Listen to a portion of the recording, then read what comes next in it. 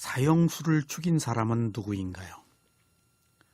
사형수를 죽인 것은 집행관입니다. 그러나 사형수를 죽인 것은 집행관이 아닙니다. 사형 언도를 내린 판사가 죽였습니다. 그러나 판사가 사형수를 죽인 것이 아닙니다.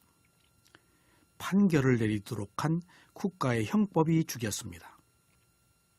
그러나 사형수를 죽인 것이 국가의 형법이 아닙니다. 사형수를 죽인 것은 사형수의 행위입니다. 그러나 사형수를 죽인 것이 사형수의 행위가 아닙니다. 사형수에게 행위를 하게 한 사형수의 마음이 죽였습니다. 그러나 사형수의 마음이 사형수를 죽인 것이 아닙니다. 사형수에게 잠재해 있는 불선 과보심이 불선한 마음을 먹게 하여서 사형수를 죽인 것입니다. 이처럼 모든 것은 원인과 결과로 상속됩니다. 이것을 우리는 윤회라고 말합니다. 수행자 여러분, 상온은 지각의 무더기입니다. 상온이라는 무더기는 여러 가지의 기능을 가지고 있습니다. 기억, 인식, 지각, 표상작용, 표시, 상상 등등의 요소를 가졌습니다. 우리가 대상을 볼 때 선입관을 가지고 보는 것도 상의 작용입니다. 그래서 없는 것을 만들어 보는 상의 기능이 있습니다. 그리고 실제하는 것을 보는 상의 기능이 있습니다. 그래서 없는 것을 만들어 보는 상이 있으며 있는 것을 있는 그대로 보는 상이 있습니다. 인간은 유적물이나 무적물을 보고 먼저 인식합니다. 대상의 색깔, 크기를 인식한 뒤에 그것을 기억합니다. 마음은 대상이 있으면 받아들이고 그 다음에 상이 나서서 이와 같은 역할을 합니다. 그래서 인지하고 기억하고 표시를 해서 이것이 무엇이라고 분류를 합니다. 예를 들면 불은 뜨겁고 얼음은 차갑다고 분류를 합니다. 이때 무엇은 좋다거나 싫다고 인식하면 이것을 저장하여 기억한 뒤에 고정관념을 만듭니다. 이때 인식하는 것은 상의 역할이며 의식하는 것은 식의 역할입니다. 그러므로 인식하는 것은 기억하여 판단하는 것이고 의식하는 마음이 받아들여서 아는 것이라서 인식과 의식이 서로 다릅니다. 인식은 만들어서 보는 것으로 마음의 작용이고 의식은 의식한 것을 받아들여서 아는 마음입니다. 인식은 무엇이라고 꼬리표를 붙여서 보관합니다. 이렇게 보관했다가 저장한 것을 꺼내서 보는 것이 기억입니다. 그러므로 상호는 기억의 저장 탱크입니다. 고정관념이 많으면 잘못된 정보가 많은 것이고 수행을 해서 지혜가 나면 실제하는 정보를 많이 가지고 있는 것입니다. 상호는 마음과 함께 일어나서 함께 사라집니다. 그러므로 상호는 무상한 것입니다. 이러한 상호는 끊임없이 변함으로 불만족이며 괴로움입니다. 잘못된 것을 기억해서 괴롭고 끊임없이 변해서 괴롭습니다. 이러한 상호는 자신의 의지와 상관없이 저 스스로의 힘으로 일어나고 사라집니다. 그래서 내가 기억하고 인식하는 것이 아니고 상온이 기억하고 상온이 인식하는 것입니다. 그러므로 무아입니다. 그래서 나의 인식이 일어난 것이 아니고 단지 상온이 일어난 것입니다. 행온은 마음의 형성력의 무더기입니다. 행온은 마음의 형성력입니다. 그래서 의도 또는 의지를 말합니다. 이처럼 의도에 의해서 행위가 일어나는 것을 행이라고 합니다. 그러므로 행이라고 할 때 몸의 움직임을 지칭하는 것이 아니고 몸을 움직이게 하는 의도를 말합니다. 그래서 행은 몸에 관한 것이 아니고 의도가 있어서 몸이 움직이기 때문에 마음의 작용에 속합니다. 마음의 작용은 쉬운 두 가지가 있는데 수상을 제외하고 행이 50가지가 됩니다. 수와 상은 워낙 많은 수요라서 분류가 없어 단순하게 하나씩으로 나누고 나머지 행은 두드러진 것이라서 50가지로 분류합니다. 이 50가지는 모두 고유한 특성을 가지고 있습니다. 그래서 50가지는 모든 것들과 함께 있는 기본적인 행과 선행과 불선행으로 분류합니다. 이때 의도가 있는 행을 업이라고 합니다. 그래서 선한 마음이 선업을 행하면 선과보가 생깁니다. 그리고 불선한 마음이 불선행을 하면 불선과보를 받습니다. 그래서 우리가 태어났다는 것은 과거의 업으로 인해 재생연결식이 생겨서 태어난 것입니다. 그러나 무인작용심으로 태어날 업을 만들지 않으면 재생연결식이 생기지 않아서 윤회가 끝납니다. 누구나 자신이 한 행위를 그대로 받는데 이것이 바로 업차성의 법칙입니다. 수행자는 어떤 행위가 일어날 때 단순하게 겉모양의 행위만 볼 것이 아니고 그 행위를 일으키게 한 그 마음을 보아야 합니다. 행위는 마음이 일으킴으로 매 순간 조건에 의해서 일어나고 사라집니다. 그래서 무상입니다. 이러한 무상은 괴로움입니다. 그리고 행위를 일으키는 마음은 나의 의지대로 되지 않기 때문에 무아입니다. 그래서 나의 의도가 일어난 것이 아니고 단지 상온이 일어난 것입니다. 시고는 아는 마음의 무더기입니다. 시고는 대상을 아는 마음입니다. 마음은 대상을 아는 것으로는 하나이지만 태어난 곳에 따라서 태어난 생명의 수준에 따라서 매우 많습니다. 마음에 대한 분류는 많습니다. 마음을 분류할 때 89가지 내지는 121가지로 분류하기도 합니다. 마음은 하나이지만 쓰임새에 따라서 심, 의, 식으로 나눕니다. 심은 오온에서 마음과 마음의 작용을 설명할 때 사용하는 마음입니다. 의는 6가지 감각기관 중의 하나로 생각하는 마음을 말합니다. 식은 대상을 아는 마음을 말합니다. 여기서 주의할 것이 있습니다.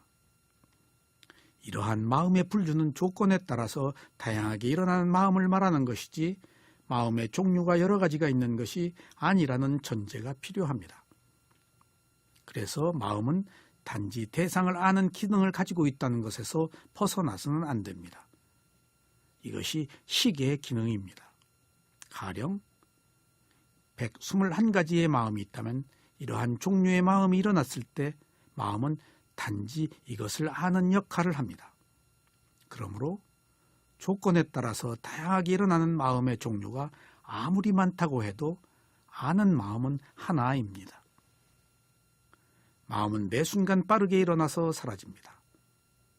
그래서 마음은 한순간에 일어나서 한순간에 사라지기 때문에 무상합니다. 무상하기 때문에 필연적으로 괴로움이 따르기 마련입니다. 그래서 마음은 괴로움입니다. 이러한 마음은 나의 의도와 상관없이 조건에 의해서 일어나고 사라집니다. 그래서 무아입니다. 그래서 나의 마음이 일어난 것이 아니고 단지 시곤이 일어난 것입니다. 이상 오온에 대해서 하나씩 살펴보았습니다. 이러한 오온을 나의 몸과 마음이라고 생각하는 잘못된 견해 때문에 오온을 집착하게 됩니다. 오온을 집착하면 느낌에서 가래를 일으켜 집착을 하고 업을 생성하여 윤회를 계속합니다. 그러나 나의 오온이 아니라고 생각하면 느낌에서 가래를 일으키지 않아 느낌과 괴로움이 소멸하는 열반에 이르게 됩니다. 7.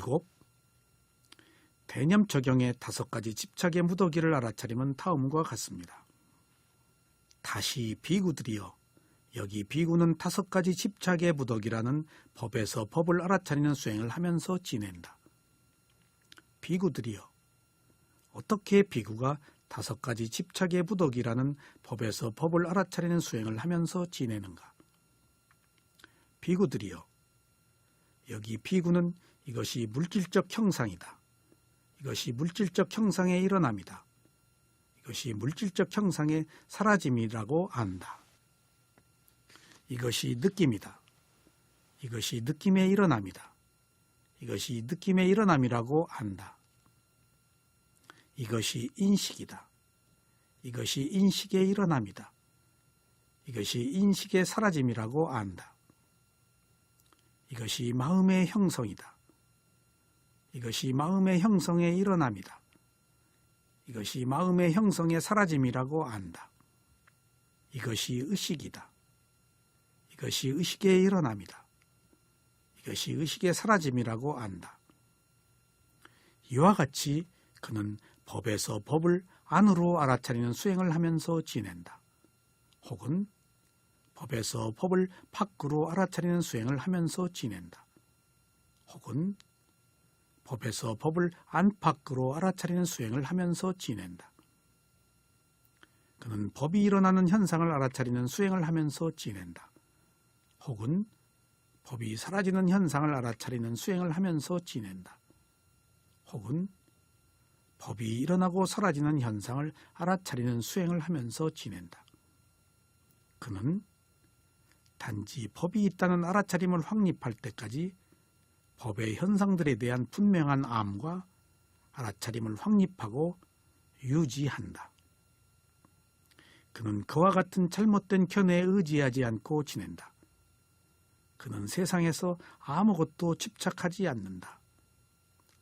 비구들이여, 이와 같이 비구는 법에서 법을 알아차리는 수행을 하면서 지낸다.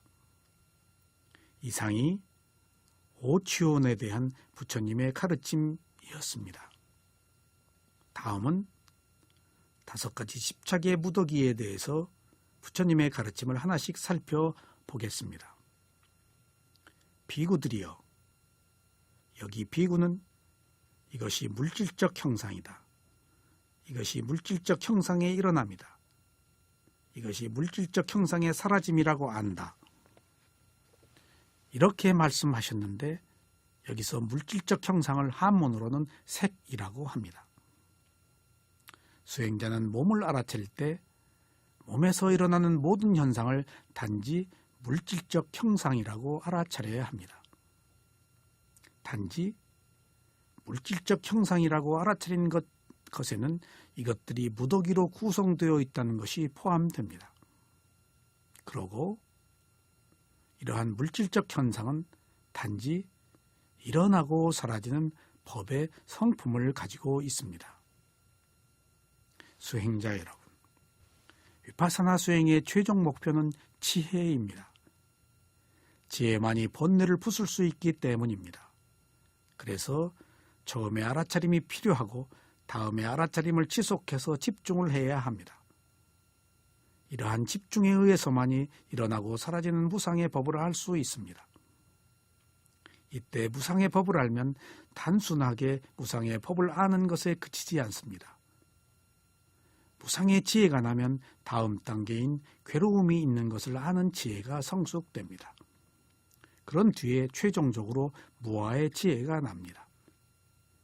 이러한 최종 목표에 이르기 위해서 시작부터 반드시 기본적인 조건이 성숙되어야 합니다. 몸에서 일어나는 호흡을 알아차릴 때 들숨과 날숨이나 일어나고 꺼지는 호흡은 단지 물질적 현상의 무더기에 속합니다. 이때 수행자의 알아차림은 이것 이상의 관심을 두어서는 안 됩니다. 단지 나타난 대상이 물질적 현상인 것만을 알아차려야 합니다. 호흡을 알아차릴 때 호흡이 일어나고 사라지는 것에 집중을 해야지 이 호흡은 왜 일어나고 사라지는가 라는 식의 의문을 가지고 알아차려서는 안 됩니다. 몸에서 일어나는 호흡과 함께 몸의 4가지 자세에 대해서나 4가지 분명한 알매에 대해서나 몸의 4가지 요소인 지수화풍에 대해서 어떤 것이나 몸에서 일어나는 것은 단지 물질적 현상의 하나라고 알아야 합니다. 그래서 몸에서 일어난 현상은 다만 물질적 현상의 영역에서 일어난 대상 이상의 의미가 없다는 것을 분명하게 아셔야 합니다. 그래야 이것들이 일어나고 사라지는 것에 불과하다는 지혜가 성숙됩니다. 수행자 여러분, 수행을 하면 전에 모르던 현상들이 나타나기 마련입니다.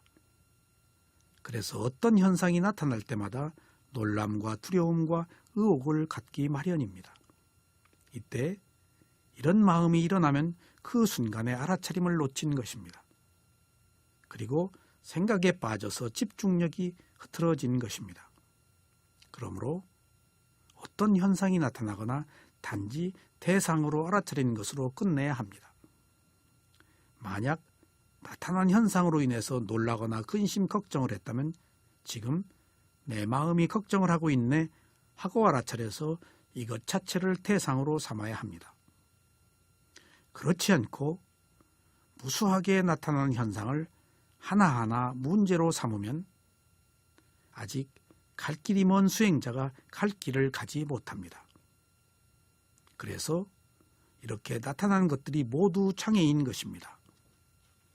그러나 수행자는 장애가 나타난 것을 장애라고 보지 말고 단지 대상으로 알아차리면 쉽게 여러분들이 목표로 하는 도과를 성취할 수 있을 것입니다.